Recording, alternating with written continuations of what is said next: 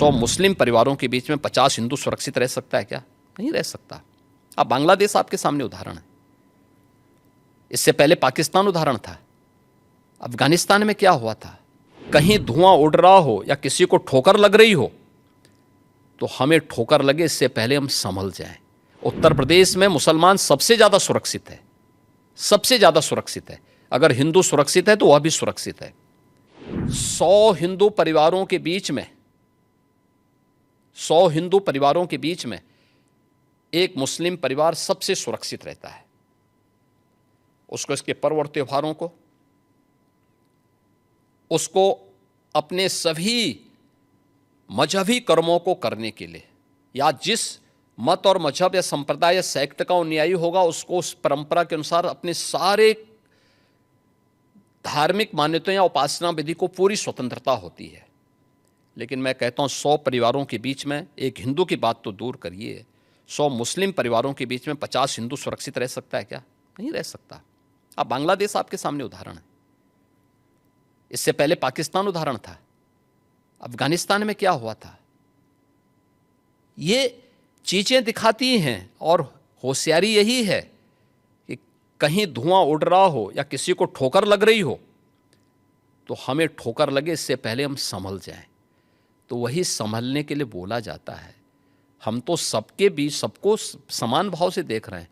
उत्तर प्रदेश में मुसलमान सबसे ज्यादा सुरक्षित है, सबसे ज्यादा सुरक्षित है।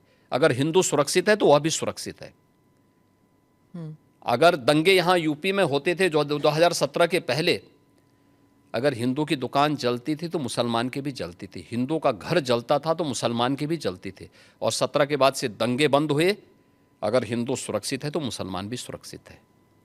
और दूसरा जो मैंने कहा कि इतिहास में कोई उदाहरण नहीं बता सकता कि अपने बल से, अपने वैभव से किसी हिंदू राजा ने किसी देश पर जबरन कब्जा किया हो, कभी नहीं।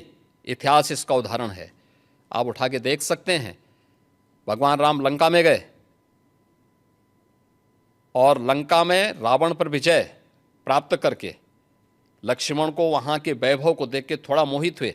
भगवान राम ने कहा नहीं लक्ष्मण, उन्होंने उनको एक ही बात कही। और मुझे लगता है कि आज की पीढ़ी के लिए बहुत प्रेरणादायी है जो उन्होंने उस समय कही थी।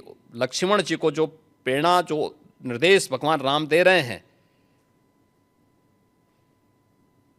लंका के बारे में, अपि स्वर्णमयी लंका न मे लक्ष्मण रोचते, जननी जन्म भूमिस्य स्वर्गादपि गरीयसी। कि लक्ष्मण, लंका भले ही सोने की क्यों न हो,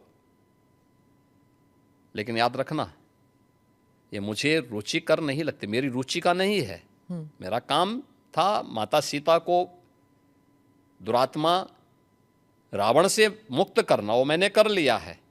अब हमें यहां से निकलना है, क्योंकि जिस माँ ने जन्म दिया है और जहां हमने जन्म लिया है उससे बढ़कर के दूसरा कोई भी, स्वर्ग से बढ़कर के उपभोग दूसरा हो ही नहीं सकता, इससे बढ़कर के उपभोग हो ही नहीं सकता है, चाहे वो स्वर्ग ही क्यों ना हो।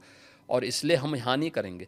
ये उदाहरण मैं इसलिए दे रहा हूँ जिसलिए जो सनातन धर्म पर प्रहार करते हैं उनकी आंखें खुलें, वो देखें। उदाहरण हमारे सामने पर्याप्त हैं और ऐसे अनेक उदाहरण आपको समय समय पर मिलेंगे।